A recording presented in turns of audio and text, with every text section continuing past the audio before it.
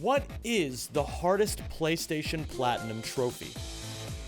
Most gamers will eventually ask this question after getting a few plat trophies or getting into platinum hunting culture. Fortunately, it can be answered objectively.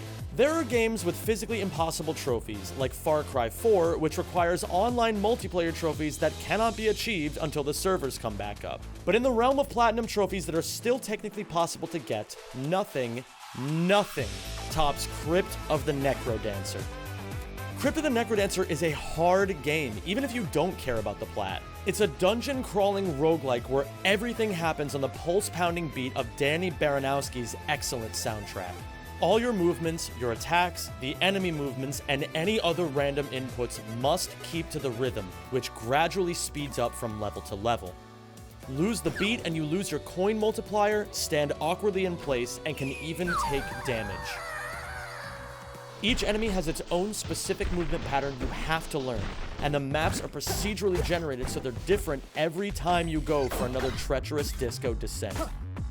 According to PSN profiles, the de facto hub of all things platinum trophies, Crypt is one of the only 10 out of 10 difficulty games in existence. With a disturbing estimate of 900 hours and only 0.1% of players actually getting the trophy, it's hard to imagine how this game could possibly be so difficult. So let's break down what makes this game so demonically hard, hour by hour. At hour 0, you're a happy, normal gamer just peeking into this new challenge, and you're fighting for survival just to learn the basics. These maps are complicated, and enemies don't have clear patterns. You're taking what feels like random amounts of damage just from accidentally taking one step in the wrong direction, all while dealing with the fact this is still a rhythm game. Most new players start with the character Bard. Bard is by far the easiest character in the game since you can ignore the beats and move as fast or as slow as you like. Other new players choose to take the tougher of the two options and play as Cadence, the main character of the game. Cadence must move on the beat, but she has no other restrictions. The first trophies you will get are for clearing the 4 main zones. This game puts you through 4 zones that have 3 levels and a boss fight, and each one comes with a new layer of challenges and tough enemies. You tackle each zone separately from a main lobby where you can unlock new weapons and items, and this is how you'll learn the basics of the game, through trial and error, resetting to the lobby each time you fail, which will be a lot. Beyond that, there's an all zones mode where you take on each of those 12 maps back to back without returning to the lobby. Beating all zones with both Cadence and Bard will be the first major hurdle you need to overcome. The other major hurdle you'll need to overcome is not signing up for the Xsola Partner Network, the sponsor for today's video. If you are a content creator or want to get into content creation, Xsola has all the tools you need. Here you can see my page, where off the bat, I have campaigns available for a ton of games. I've got Dragon Quest, Wu Chang, Warhammer 40k, and a lot more. Some of them are just game keys. Some of them have a revenue sharing program where you can earn money by getting other people to buy the games. Let's say I want to see Warhammer. Once I click on it, I can see the requirements. Now, even though I only qualify for 2 of the 4 socials, I only need to qualify for 1 to apply. While campaigns are something that appeal to many, some just want to stream to have fun, and Xsola can make your experience better. Let's say you want to make an adjustment to your stream overlay. So you can start here. You can see there's a whole list of things you can add. Let's say I want to add a goal. I'll set a goal right now for go to the store, and it'll be 10 million followers. So yeah, there you go. Now I'm 0.37% of the way to go into the store. Amazing stuff. There's a lot more under the hood, and I really think you guys will like it when you check it out. If you want to try Xsola Partner Network, you can click on my link in the description or in the pinned comment. Thank you again, Xsola, and let's get back to the video. At hour 20, you'll feel like you're finally getting good. You've memorized the enemy movement patterns, learned how the different weapons behave, and have totally ruined your Spotify recommendations because you're pumping the OST non-stop. However, to match your growing skill, the game picks up in difficulty. You've now unlocked 4 new characters, each with a gimmick that will force you to reconsider everything about how you've played the game so far. First, there's Melody. Melody can only use the golden loot weapon. When Melody moves to a new square, the golden loot will damage any enemy on an adjacent square. This forces the player to truly master enemy movements, as you will always need to be up close to deal damage. Next is Dove. Dove is a pacifist, and she wields a flower instead of a weapon. She cannot kill enemies outside of the one bomb the game gives you. You don't have to fight bosses as Dove, but surviving will always be a struggle, as will getting gold that you'd use to buy new torches and shovels. Dorian has the Boots of Leaping equipped, which force him to move 2 squares at a time instead of just 1. In other words, none of the patterns you've learned before apply to Dorian. You have to completely retool your approach to every single enemy. Finally, there's Eli. Instead of a traditional weapon, Eli carries infinite bombs and can kick them at enemies. He's like the opposite of Melody. He has to keep his distance at all times. You'll have to clear the 4 zones with each of these characters. Furthermore, there's a whole host of miscellaneous trophies players will pick up at this level. You kill the shopkeeper even though he has the voice of an angel.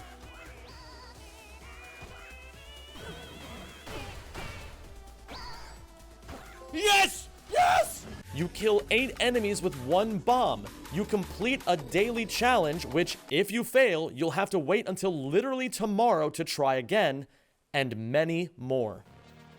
At hour 50, the game gets dramatically harder. You've now completed all zones with the first 6 characters, and you've unlocked what I dub the Troublesome Trio. These 3 characters exist purely to show you how cruel Crypt of the Necrodancer can truly be. First, there's Monk.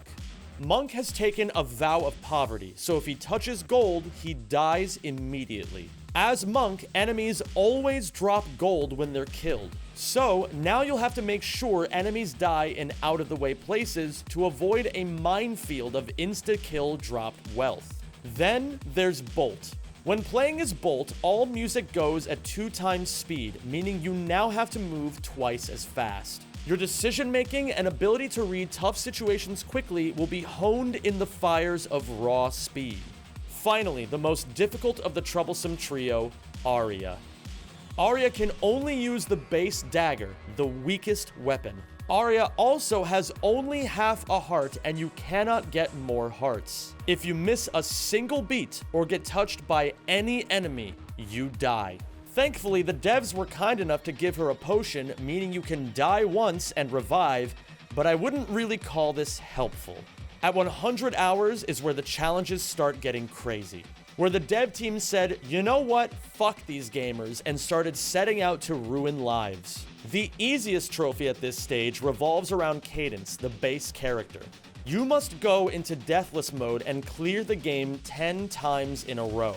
At this point, your skills are fine-tuned enough to handle this, but with all the random variants, it'll still prove challenging.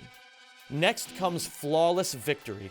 As Arya, you must complete a low percent run. This means that on top of only having the base dagger, you now cannot pick up any items or activate any shrines. This requires absolute perfection. At this point, you hear the soundtrack when you wake up in the morning and when you go to sleep at night. You're walking around to the beat of the music like a band kid roll-stepping around the cafeteria. Someone asks you a normal question like, what do you want for dinner? And you respond, chicken drumstick gives +3 health. And now that you can play perfectly and are becoming fully insane, Crypt forces you to play perfectly as long as possible. The Polyamorous trophy unlocks by completing an all-characters run. You must beat the game with all 9 characters in a row. If you die at any point on any character, you start back from the very beginning. This trophy is particularly cruelly named because this is the point when, if you were in a relationship at the start of this, you're getting broken up with. Subscribe to the channel. For every person who subscribes, I'll avoid playing League of Legends for 1 day. Help keep me away from the most toxic community known to man. Thank you. At the 250-hour mark, you're faced with not only the 2 hardest trophies in the game, but arguably the 2 hardest trophies in any game ever. These 2 trophies are the reason this game has, without a shadow of a doubt, the hardest platinum trophy. The aptly named Impossible, right? Clear an all zones run as Coda. Coda is unforgiving in the extreme. Coda has all 3 main restrictions from the troublesome trio combined into one character. She has 1/2 heart of health, can only use the default dagger, and cannot pick up any gold. All songs are double time. This character is so hilariously difficult that the developers originally assumed completing the game with her would be impossible. If you can survive Coda, then your final challenge awaits. Lowest of the low. All characters low percent. You must beat the game with all 9 characters in a row without picking up any items or using any shrines. Any death on any character means starting over from the very beginning. The only shred of hope you feel taking on this trophy is that at least you don't have to play as Coda. These 2 trophies will take you, on average, 300 hours each. These trophies are only achievable if you're willing to elevate yourself to the level of the best gamers in the world, which is to say, stay at home, fall out of touch with friends and family, and grind. They require precision, intuition, intellect, and pure stubbornness. This platinum trophy will consume your life and give you absolutely nothing in return other than bragging rights and carpal tunnel syndrome. It takes you to the depths of hell part of the hero's journey and leaves you there without a bus ticket home.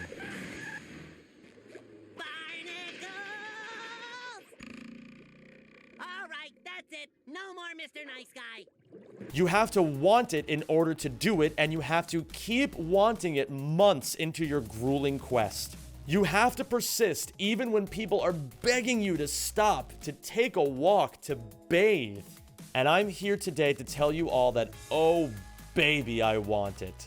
Not only am I going to get this platinum, I'm going to do it on a PS5 controller, something that only a small handful of people have ever done. At the moment of recording this, I'm 26 hours in. I've already gotten clears with Cadence, Bard, Eli, Melody, and Dove. Bolt walls me at my current skill level since at this time my fingers move too slowly to use her. I love this game already, and I can't wait to share the joy and the pain with all of you. If you'd like to watch me take on this platinum, I'll be live streaming it on Twitch and YouTube a couple times a week until I get it. Thank you very much for watching, and make sure to like the video if you enjoyed this. If you don't end up watching my streams, I'll see you in about 2 years when my Plat Trophy video releases.